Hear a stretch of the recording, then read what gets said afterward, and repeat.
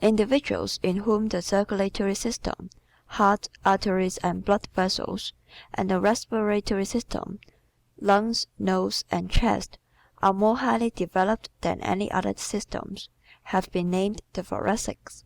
This name comes from the fact that the heart and lungs, which constitute the most important organs of these two closely allied systems, are housed in the thorax, that little room made by your ribs for the protection of these vital organs.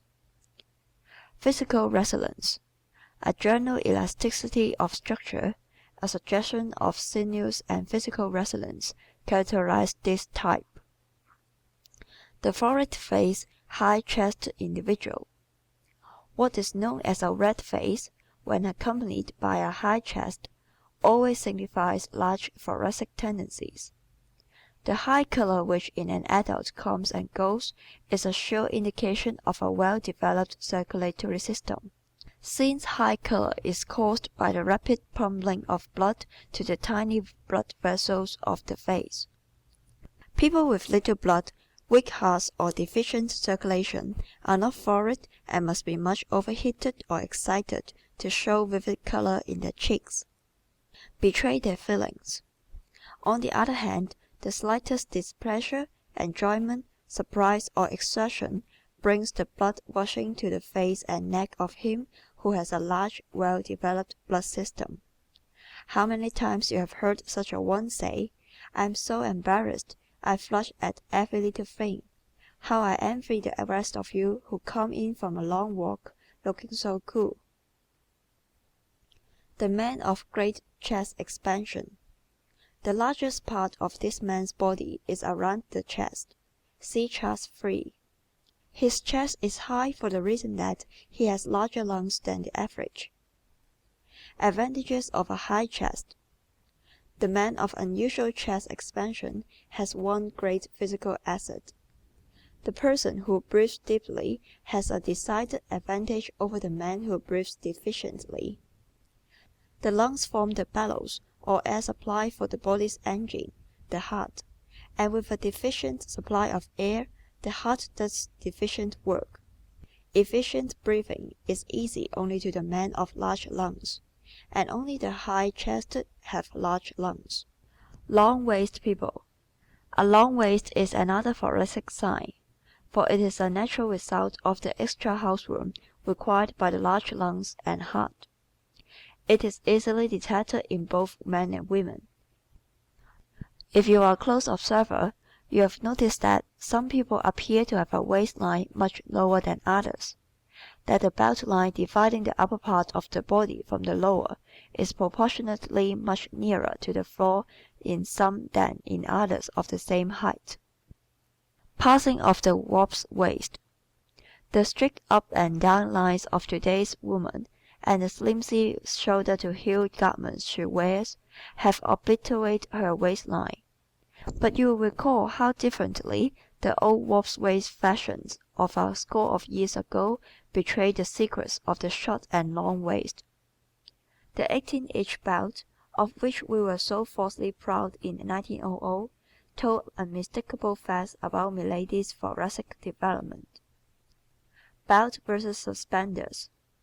As the telltale belt disappeared from women's wardrobe, it appeared in men's, and now betrayed the location of his waist with an exactness of which the old-fashioned suspenders were never guilty.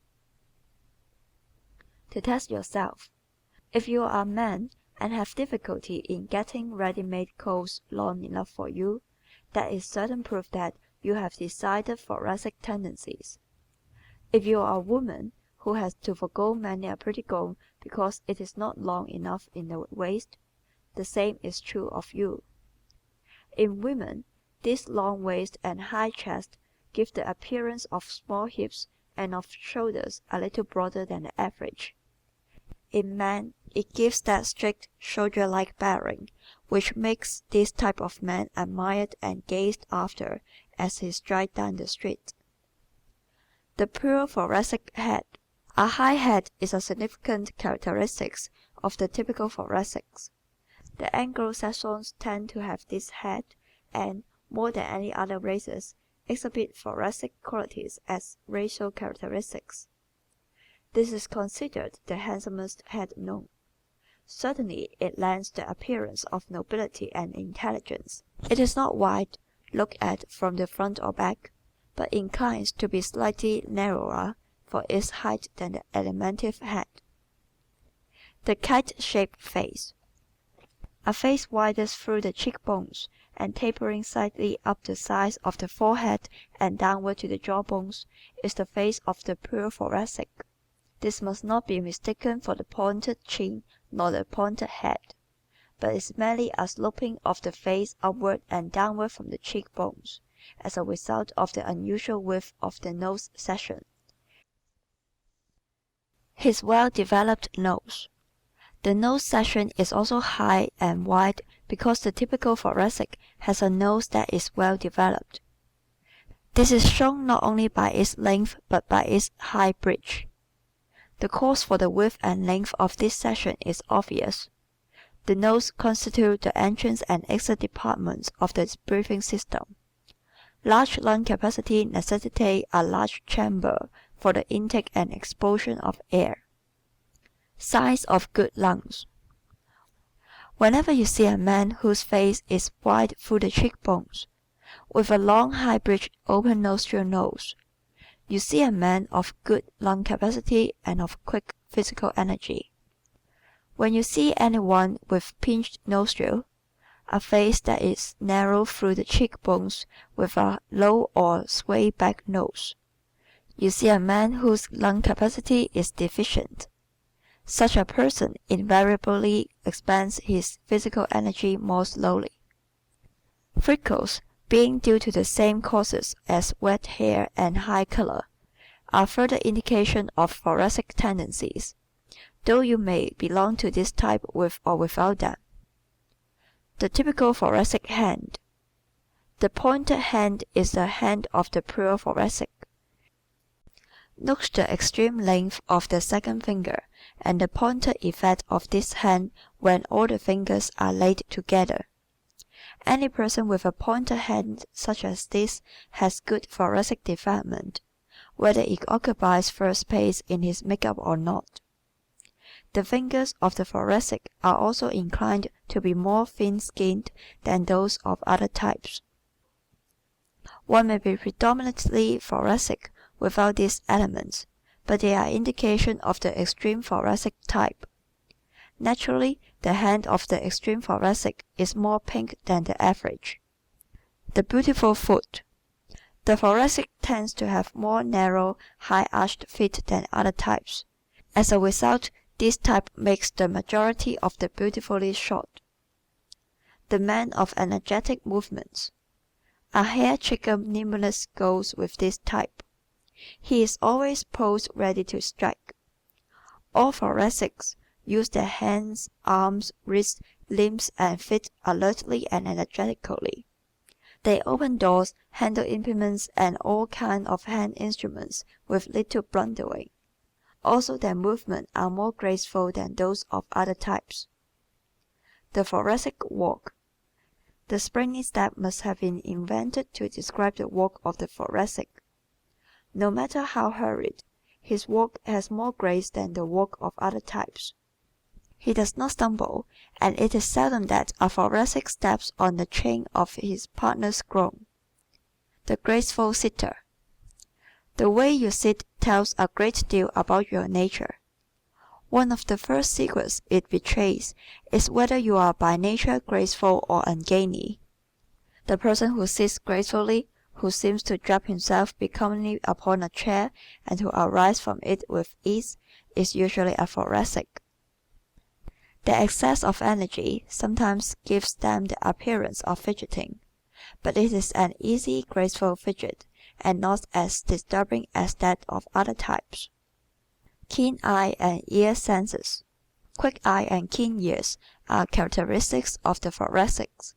The millions of stimuli, the sounds, sights, and smells impinging every waking moment upon the human consciousness, affect him more quickly and more intensely than any other type.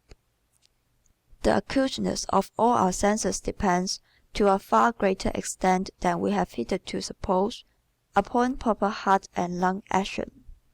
Take long deep breaths for 5 minutes in the open air, while walking rapidly enough to make your heart pound, and see how much keener your senses are at the end of that time.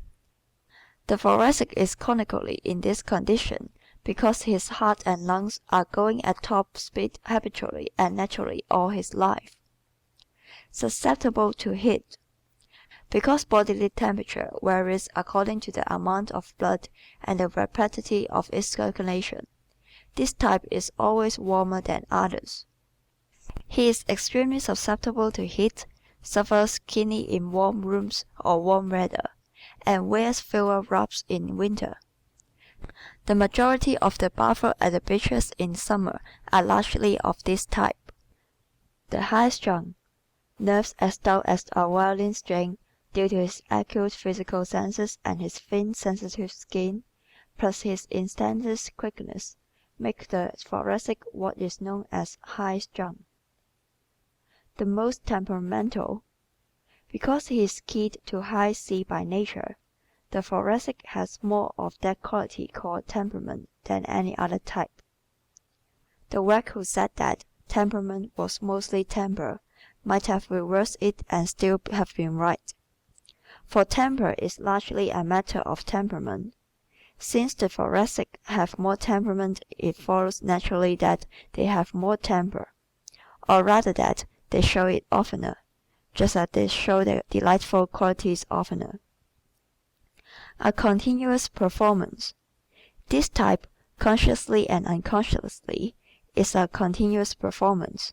He is showing you something of himself every moment, and if you are interested in human nature, as your reading of this book suggests, you are going to find him a fascinating subject. He is expressing his feelings with more or less abandon all the time, and he is likely to express as many as a dozen different ones in as many moments. The quick temper, flying off the handle and going up in the air are phrases originally inspired by our dear delightful friends, the Thoracic. Other types do these more or less temperamental things, but they do not do that as frequently nor on as short notice as this type. The human firefly. A fiery nature is part and parcel of the Thoracic make-up. But did you ever see a fiery nature man who didn't have lots of warm friends? It is the grouch, in whom the fire starts slowly and smolders indefinitely, that nobody likes. But the man who flares up, flame for a moment and is calm the next, never lacks for companion or devotees. The red-haired. One may belong to the Thoracic type, whether his hair is blonde or brunette or any of the shades between. But it is an interesting fact that most of the red-haired are largely of this type. "He didn't have red hair for nothing" is a famous phrase that has been applied to the red-haired, quick-tempered Thoracic for generations. You will be interested to note that this high color and high chest are distinctly noticeable in most of the red-haired people you know, certain proof that they approximate this type.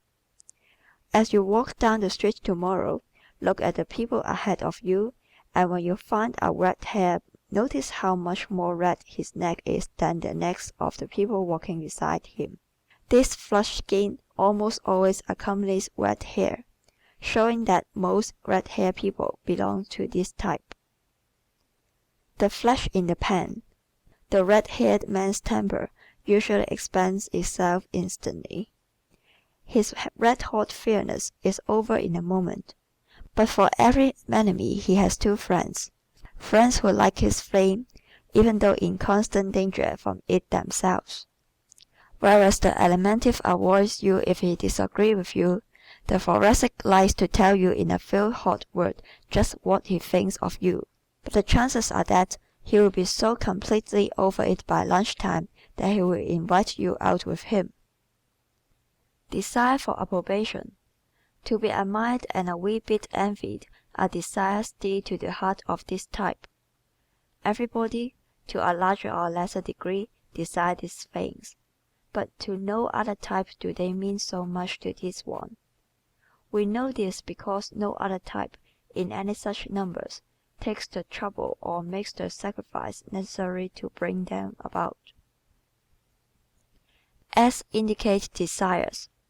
The ego of every individual craves approval, but the majority of the other types craves something else more.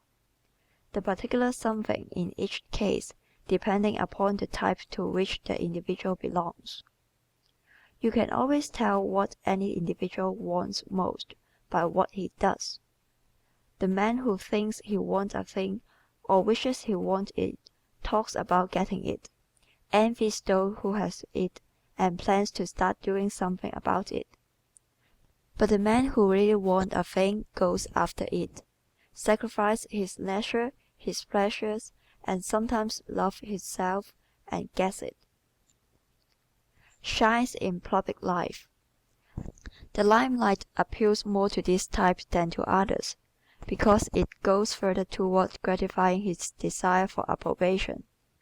So while other men and women are dreaming of fame, the Thoracic practices, plods, and pleads his way to it.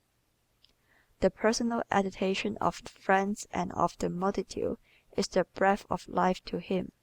Extremes of this type consider no self-denial too great a price to pay for it.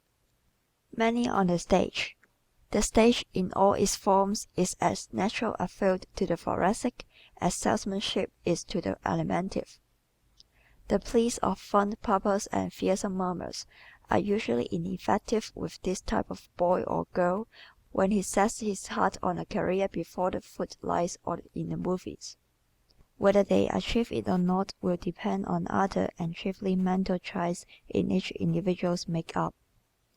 But the yearning for it in some form is always there.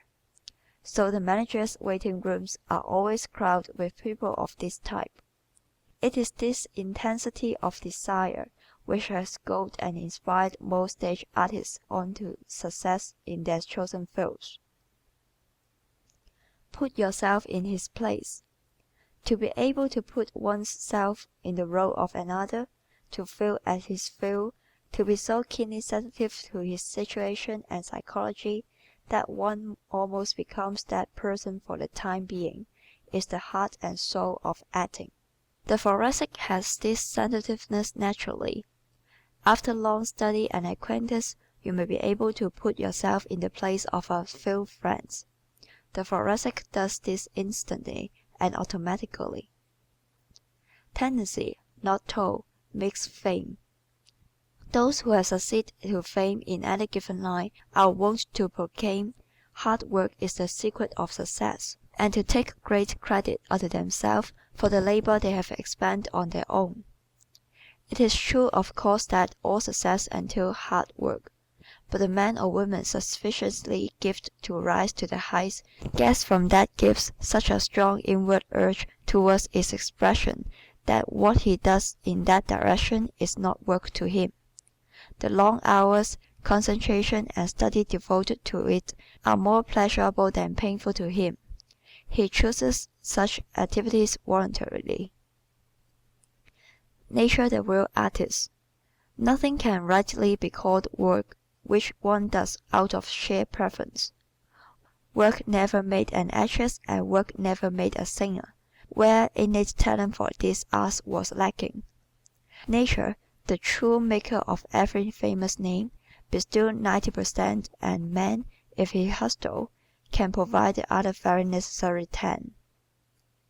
But his sense of humor is not his sense of justice, should be sufficient to prevent his trying to rob the Almighty of his due. Success for all. Every individual who is not feeble-minded can be a success at some time in this big world. Every normal-minded individual is able to create, invent, improve, organize, build, or market some of the myriad of things the world is crying for. But he will succeed at only those things in which his physiological and psychological mechanism perform their function easily and naturally. Why we work. Man is, by inclination, very little of a worker. He is first a wanter, a bundle of instincts; second a feeler, a hustle of emotions; last and least he is a thinker. What real work he does is done not because he likes it, but because it serves one of these first two bundles of instincts. When the desire for leisure is stronger than the other urges, leisure wins. But in all ambitious men and women the desire for other things outweighs the leisure urge. Ambition and type. Now what is it that causes some to have ambition and others to lack it? Your ambitions take the form determined by your predominating physiological system. For instance, in every great singer, the thoracic has been present, either as the first or second element.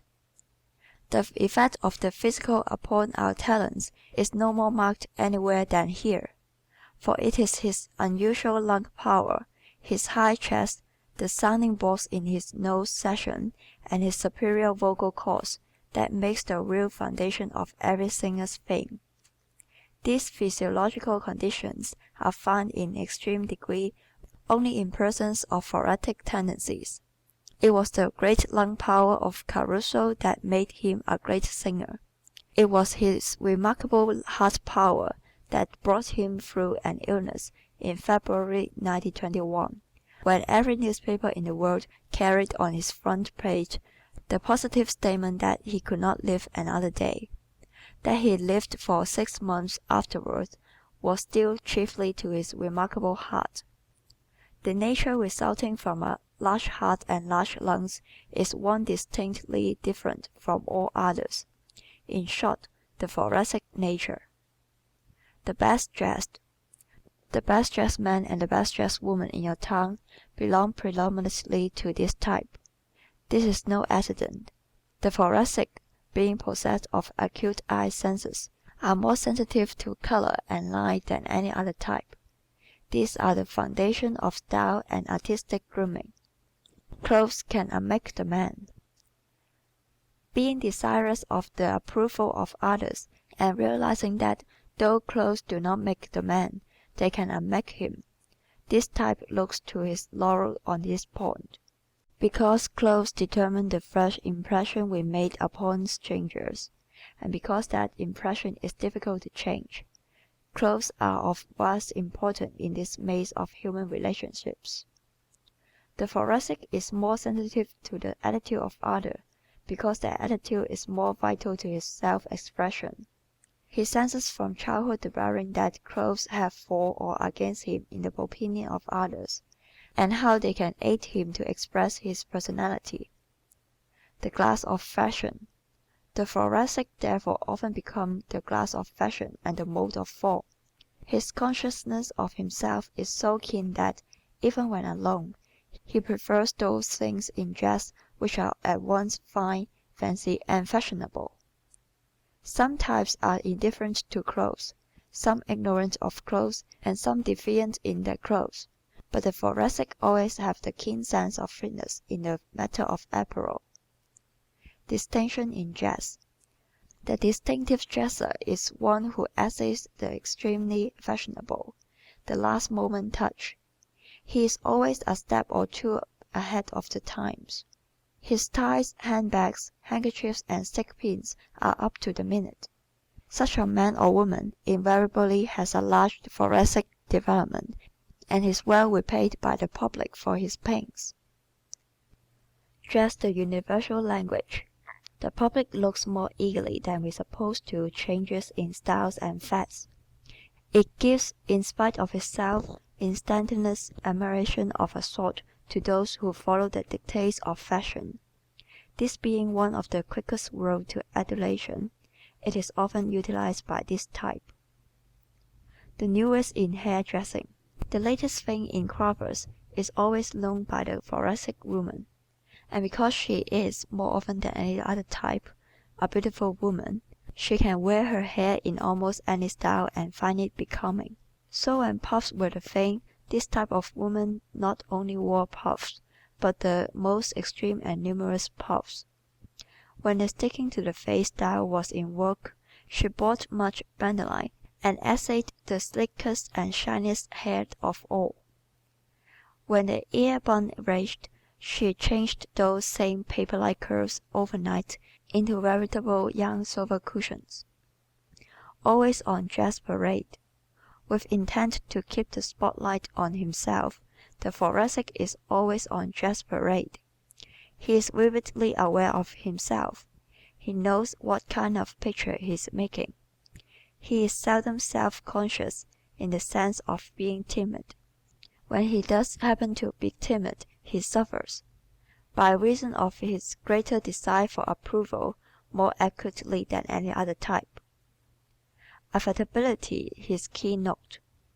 Instantaneous reaction to stimuli, with all the reflex action resulting therefrom, constitute the keynote of this type.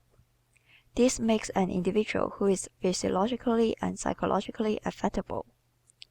Because life is full of all kinds of stimuli, acting during every waking moment upon every sense in the organism, any person who is high-strung finds himself in the midst of what might be called nerve bedlam. Gets the most out of everything. Because of this same highly sensitized make-up, the Thoracic gets more sensations out of every incident than the rest of us do. He experiences more joy in the space of a lifetime, but also more disappointment. The human violin. For the same reason that violin vibrates to a greater number of sounds than the organ, the Thoracic is a more vibrant individual than others. He is impelled to an expressiveness of voice, manner, and action that often looks like pretense to less impulsive people. In other types it would be, but to the Thoracic it is so natural and normal that he is often much surprised to hear that he has the reputation of being affected. A reputation for flightiness. This lightning-like liveliness of face, body, and voice, his quick replies and instantaneous reaction to everything also cause him to be called flighty. The quick thinker. We are prone to judge everyone by ourselves. People whose mental or physical senses are less keyed up, less sensitive, call the Thoracic rattle-brained. Usually such a man's brain is not rattled at all. It is working, as all brains do in response to the message reaching it, like the telegraph wire of the five senses. In the Thoracic, these wires happen to be more dull than in other types. He gets sensation from sights, sounds, tastes, touches, and smells much more quickly than the rest of us do. These messages are sent to the brain more rapidly, and since sensation is responsible for much of our thinking, this man's brain thinks a little more speedily than that of other types. It does not necessarily think any better.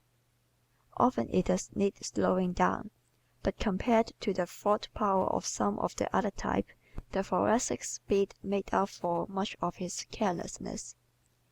He makes more mistakes in judgment than other types, but can write about face so quickly he usually remedies them while other types are still trying to decide when to start. To hold himself back is the hardest lesson for this type to learn. His changeability. This tendency to let himself go brings the Thoracic a great deal of unhappiness and failure. He plunges so quickly that he often fails to take into consideration the various elements of the situation.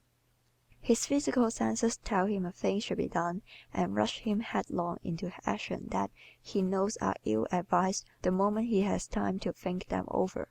In turning around and righting his mistakes, he often hears himself called changeable and vacillating. His batting average. In this, as in other things, we have a tendency towards smugness, short-sightedness, and egoism. The man who makes but one mistake a year because he makes but two decisions is wrong 50% of the time. Yet he self-satisfiedly considers himself superior to the Thoracic because he has caught the latter in 6 poor deals within 6 months. At the rate the average Thoracic as this would be about one mistake in 1,000, a much better batting average than the other man's. but because the confidence of others in our stability is of prime importance to us all. This type or anyone inclined to definite thoracic tendency should take pains to prevent this impression from settling into the minds of his friends. Should get onto the highway. The greatest reason for striving towards stability in action and more lawless in decision, however, is for his own future's sake.